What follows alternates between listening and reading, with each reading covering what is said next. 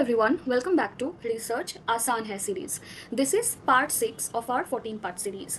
Data collection ground पे क्या होता है वो आज हम देखेंगे and this will be based on the real research study that is needle stick injury.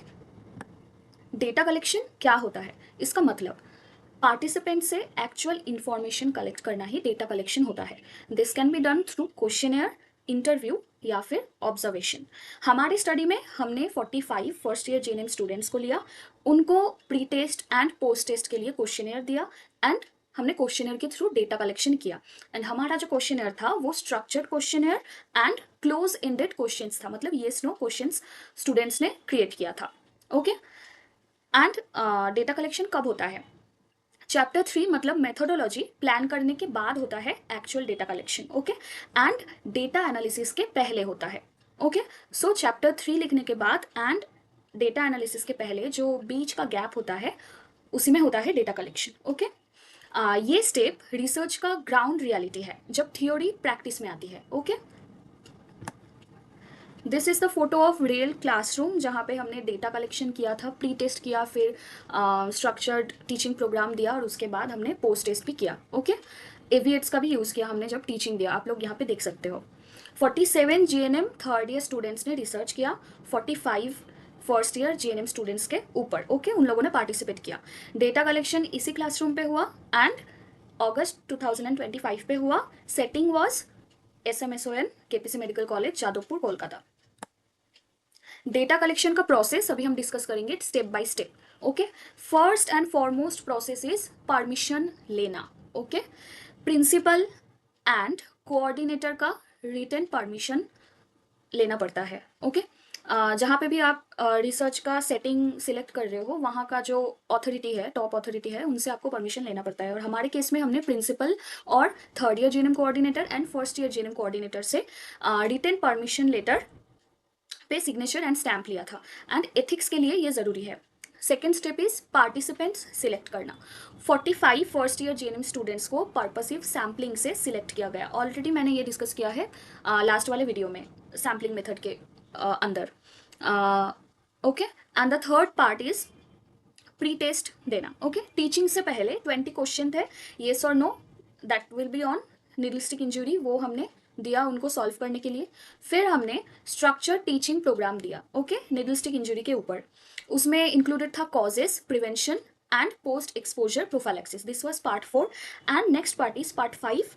Post test हमने लिया. टीचिंग के बाद वो सेम क्वेश्चनर हमने फिर से एडमिनिस्टर किया पोस्ट टेस्ट लेने के लिए. ओके, उसके बाद डेटा रिकॉर्ड करना. हर स्टूडेंट का प्री एंड पोस्ट टेस्ट का जो मार्क्स है वो हमने डेटा एक्सेल पे इंटर किया है for the further step for analysis. Okay, अगर सही हुआ तो उसके लिए हमने 1 मार्क्स दिया है, अगर गलत हुआ या फिर अनअटेंडेड रहा क्वेश्चन तो उसके लिए 0 मार्क्स.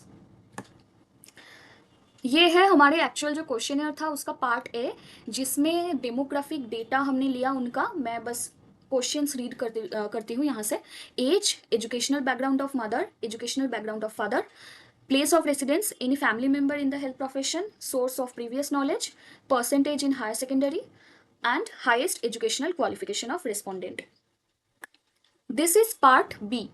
हमारा जो एक्चुअल क्वेश्चनर था उसका पार्ट बी है एंड यहाँ पे 20 क्वेश्चंस है, सेल्फ स्ट्रक्चर्ड है एंड क्लोज एंडेड, मतलब येस नो नो क्वेश्चन है. और यहाँ पे हमने मार्क्स का एक कॉलम रखा क्योंकि चेक करने के बाद यहाँ पे +1 या फिर 0 मार्क्स दे के कैलकुलेट किया गया है.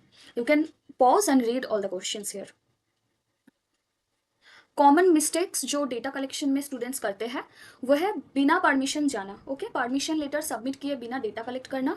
This is very unethical and वो प्रोजेक्ट रिजेक्ट हो सकता है. Okay, without taking the consent of the authority and without taking the consent of the students you cannot do the research and you cannot collect the data. Okay, and और एक बात, हमने pre test जो लिया है उसके पहले हमने स्टूडेंट से भी कंसेंट पेपर साइन करवाया है. ओके, एंड वो सब जो फोटोज़ हैं मैं आपको एनेक्सर का जो वीडियो आएगा तब मैं दिखाऊंगी उस फोटो में सारे परमिशन लेटर्स एंड जो सारे कंसेंट पेपर्स है वो सारे चीज़ों का फोटोज़.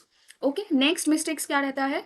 सैम्पल रैंडमली लेना, कोई भी स्टूडेंट पकड़ लेना without proper selection criteria. Okay, so आपने थर्ड चैप्टर में जैसा सैम्पलिंग टेक्निक चूज़ किया है उसके ऊपर बेस करके ही आपको सैम्पल सिलेक्ट करना पड़ेगा एंड उसके लिए रीजनिंग भी देना है कि आपने कैसे सैम्पल सिलेक्ट किया है, ओके और आपने क्यों ये सैम्पलिंग टेक्निक सिलेक्ट किया है, ओके।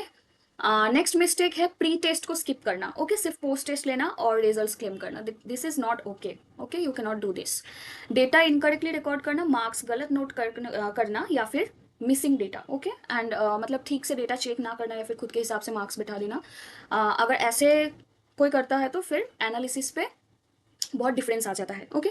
तो सही तरीका क्या है, पहले परमिशन लेना, फिर सैम्पलिंग करना, प्री टेस्ट करना, फिर इंटरवेंशन देना मतलब structure teaching program, post test and फिर रिकॉर्ड करना डेटा, ओके। एंड जब एनेक्सर वीडियो में दिखाऊंगी, एनेक्सर वीडियो में मैं तब लेसन प्लान भी आपके साथ शेयर करूंगी कि एक्चुअल क्या क्या एविएट्स यूज किया गया था एंड लेसन प्लान में हमने क्या क्या इंक्लूड किया था, ओके। सो डेटा कलेक्शन मुश्किल नहीं है, बस प्रोसेस समझना ज़रूरी है, ओके। तो परमिशन से शुरू करना है, फिर टूल्स प्रिपेयर करना है, प्री टेस्ट, फिर इंटरवेंशन, फिर पोस्ट टेस्ट एंड फिर record, okay. So next video में हम देखेंगे डेमोग्राफिक डेटा एनालिसिस पेपर में कैसे करेंगे, ओके। अगर आपको ये वीडियो हेल्पफुल लगा तो प्लीज़ लाइक करो and subscribe for the next parts and comment करो आपको अगर किसी टॉपिक में डिटेल्ड वीडियो चाहिए या फिर इस वीडियो में कोई भी कन्फ्यूजन है आपका तो मैं रिप्लाई करूंगी ज़रूर से आपको। And share this video with your nursing friends, तब तक के लिए रिसर्च से मत डरो। Thank you so much.